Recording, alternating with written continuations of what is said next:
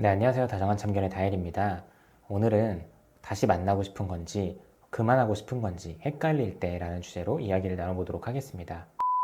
이별 후에 재회를 바라는 사람들의 모습을 보면 우리가 과거에 행복했던 순간들과 잘 맞았던 순간들을 회상하면서 안 맞는 부분들만 고치고 잘 맞춰나간다면 이전과는 다르게 더 잘 만날 수도 있다는 그런 미련을 갖게 됩니다. 내가 지금껏 연애하면서 부족했던 모습을 돌아보면서 내가 지금 그 사람을 다시 만나면 진짜 내가 머리로 다 알았고 모든 것들을 다 깨달았기 때문에 진짜 잘할 수 있다.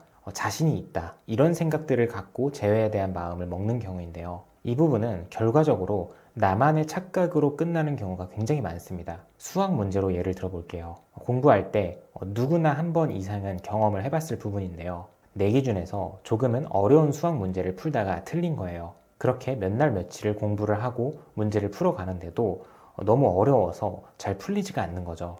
그렇게 시험을 보게 됐는데 비슷한 유형의 문제가 나왔음에도 나는 또 틀린 거예요. 그리고 나서 모든 과정이 다 끝나고 해설지와 답안지를 봤는데 그때서야 이런 생각이 드는 거예요. 내가 이걸 왜 몰랐지?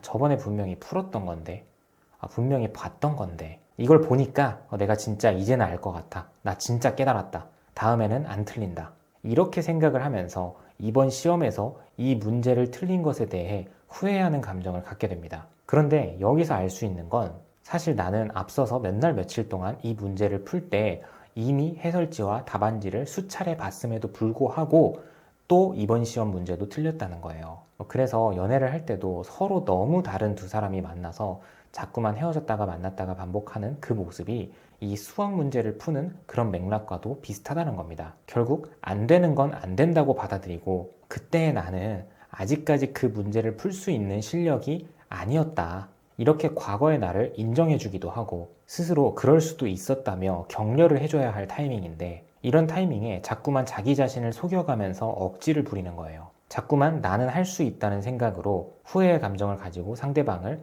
설득시키려고 하는 거죠. 그래서 이런 경우가 상대방이 마음이 남아 있어서든 아니면 마음이 약해서든 나를 다시 한번 받아주고 실전 재회에 들어갔을 때 이전과 같은 문제를 또 반복하고 서로 감정 소비를 하고 있는 정 없는 정까지 다 털리다가 헤어지는 경우라고 볼 수 있어요. 그렇기 때문에 내가 재회를 하고 싶은 마음이 있다고 하더라도 현실에서 시험 등수를 올린 상태에서 사실 내가 그때는 솔직히 잘 모르기도 했고 부족하기도 했었다며 현재 올린 등수를 그 사람에게 보여줄 수 있어야 하고 이때 서로 감정이 통해서 다시 만나게 된다면 만남의 최종 결과와 상관없이 서로 후회를 남기지 않는 서로 함께 성장할 수 있는 그런 재회가 될 수 있다고 봐요. 다음으로는 바로 현실에서 가장 많은 경우인데요. 바로 내가 헤어지고 나서 이 사람보다 더 괜찮은 사람을 못 만났을 때예요. 아예 이성과 접점이 없었던 경우가 있을 거고 반대로 이성과의 접점도 있었고 심지어 그 중에서 나에게 호감 표시를 하는 사람이 있는 그런 경우도 있을 거예요.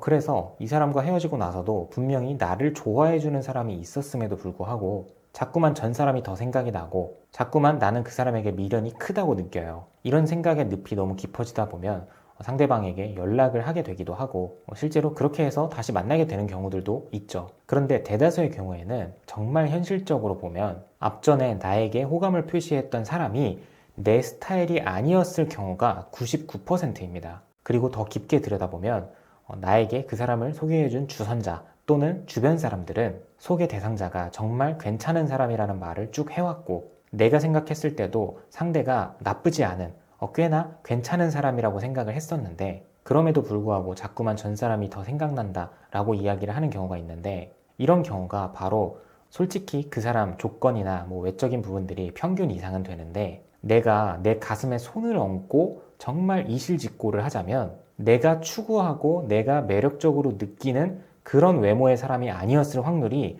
99%라는 거예요. 남들이 봤을 때 괜찮은 거, 그리고 내가 생각해도 나쁘지 않은 거, 이것과 내가 정말 이성적인 매력을 느끼는 거랑은 완전히 다른 영역이라는 거죠. 그런데 이 부분에서 어떤 혼동이 와서 자꾸만 전 사람이 정답이다 라는 결론을 내리시는 분들이 많다는 거예요. 결론적으로 말하면 내가 전 사람이 그립고 다시 만나고 싶고 솔직히 이게 아니었더라도 그 소개팅 대상자는 만나지 않았을 확률이 매우 높다는 거죠.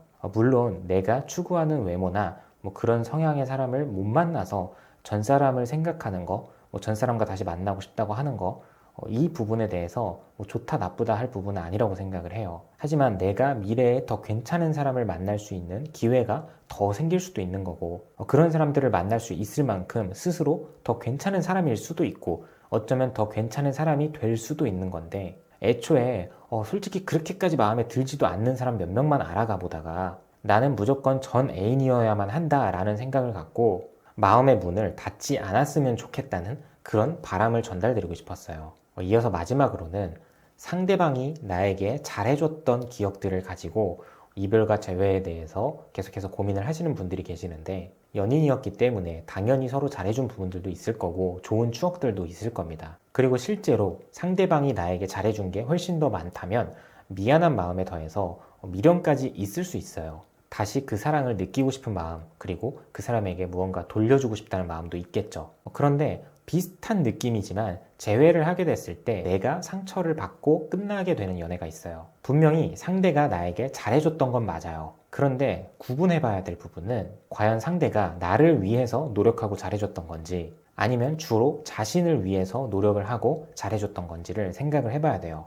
예를 들어서 청소라는 주제를 가지고 이야기를 해볼게요. 상대가 나와 연애를 하면서 매번 나의 방을 치우고 청소를 해줬고, 나는 이를 통해 사랑을 확인하기도 하고 배울 점을 느끼기도 했었는데, 돌아서 생각을 해보니 그게 사실 나를 위한 행동이었다기보다는 애초에 상대방은 본인 주변이 어지럽혀지거나 더러워지는 것을 그 꼴을 아예 못 보는 사람이었을 수도 있다는 거예요. 분명 내 방을 치우고 청소해 준다는 건 절대적으로 이 부분을 놓고 봤을 때 고마울 수밖에 없는 부분이라고 말할 수 있죠. 그런데 실상 상대는 자신이 피해를 받고 싶지 않아서 그러한 행동을 했을 수 있고, 거기에 더해 때로는 나를 야단치고 잔소리했을 수도 있다는 겁니다. 결국 그 사람은 누구를 만나든 그 깨끗함과 청결을 유지를 해야 되는 사람인 거잖아요. 그래서 연애할 때 가끔 내가 나중에 치우겠다, 내지는 그냥 나 혼자 있을 때 알아서 하겠다 라고 말을 했음에도 불구하고 매번 결과는 상대방이 원하는 방식으로 이어졌었고, 내가 그 안에서 굉장히 큰 스트레스를 겪었던 경우라고 한다면 과연 이런 기억을 중심 삼아서 내가 그 사람과의 재회를 생각하는 게 맞을까? 한 번쯤 돌아볼 필요가 있다는 겁니다. 네, 오늘도 영상 봐주셔서 감사하고요. 지금까지 다정한 참견의 다일이었습니다.